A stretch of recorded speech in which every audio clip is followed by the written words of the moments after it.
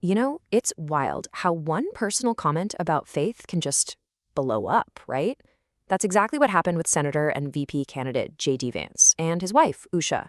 We're talking about a private hope that turned into a massive, very public fight. So this is it. This is the quote that started the whole thing. Vance is talking about his wife, Usha, who, by the way, is a practicing Hindu, and he shares this really personal wish.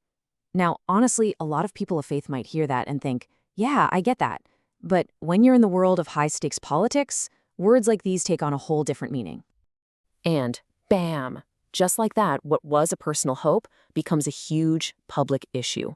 I mean, this one sentence completely lit up the internet. You had people in the Hindu community, and a lot of others too, reacting with what's now being called Hindu fury. Okay, so to really get why people were so upset, we need to go back to the moment it happened. Let's break down exactly what was said and, where this all kicked off. All right, picture this. Vance is at a Turning Point USA event down in Mississippi. It's a conservative crowd, he's on stage doing a Q&A, and someone asks about his wife Usha's Hindu faith. His answer, that he hopes she'll eventually become a Christian, it really didn't sound like some pre-planned rehearsed line, but boy, did it land like a bombshell. The reaction online, it was instant, and it was fierce. But look, this comment didn't just come out of nowhere. If you want to really understand the weight of these words, you have to look at the Vance's own faith journey. And honestly, it's pretty surprising. It's a story of some really big changes for both of them. Just take a look at this timeline. It's a pretty dramatic transformation. I mean, when they first got together, both of them said they were either agnostic or atheist. But fast forward to 2019 and boom, JD Vance converts to Catholicism. And now they're raising their 3 kids in a Christian home. That is a massive shift, and it's absolutely key to understanding what's going on in their family. So you might be wondering, how do you even handle such a big difference in belief in a marriage? Well, according to Vance, it all boils down to communication. He talks about it like this mutual decision he made with his best friend, his wife. He says they just talk through all this complicated stuff to find some common ground, and that's how they landed on raising their kids Christian and even sending them to a Christian school.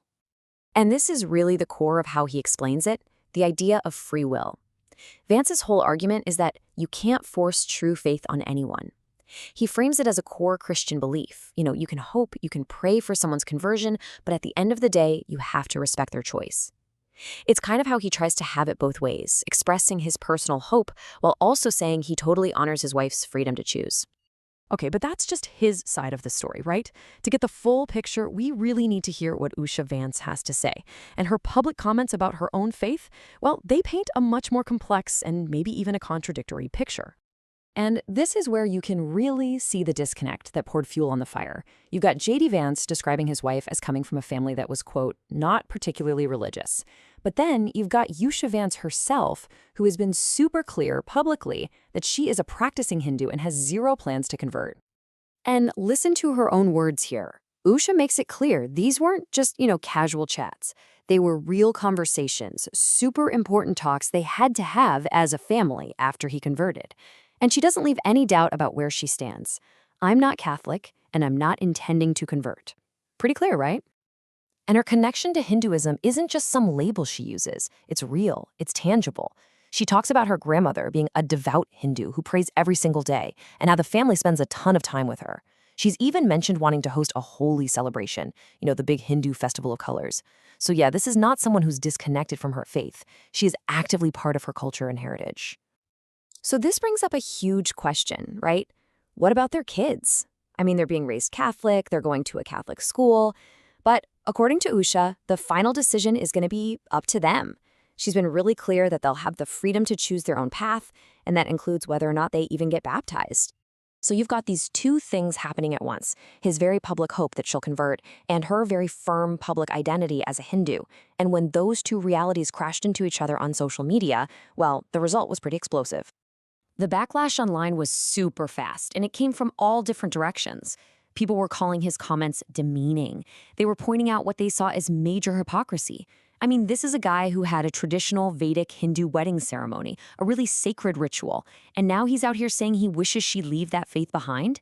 People accused him of throwing her under the bus to score political points, and a lot of folks couldn't help but notice the irony that one of their sons is named Vivek, a Hindu name.